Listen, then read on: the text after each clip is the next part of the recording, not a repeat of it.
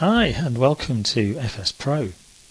The video you're about to watch describes the weight and balance and speed calculations for Majestic Software's Dash 8 Q400 sim.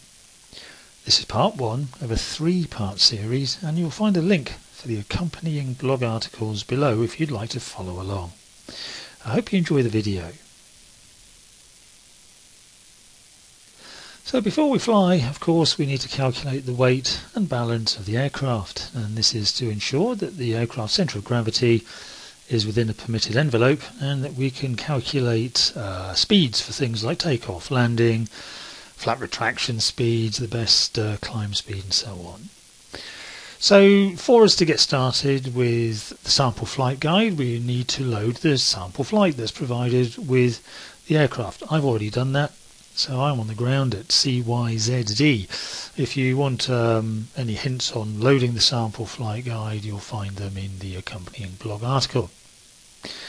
So now we need to load the control panel from Majestic Software to allow us to enter in the figures and do the weight and balance calculations.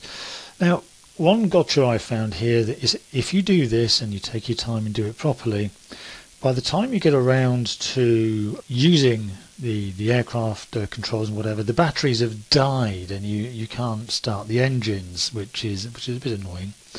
So what I do is I put the simulation on pause, as you can see down here, and then just before I try and send the weight and balance calculations to the sim, I unpause it, because otherwise it doesn't send the data through correctly. You'll see what I mean when we get there.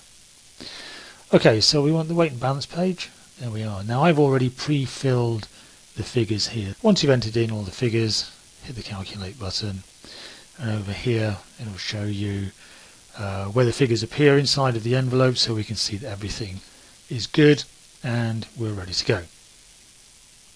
Pop back to the sim quickly. I'm going to unpause it. Then I'm going to go back to the control panel and send data to Flight Sim.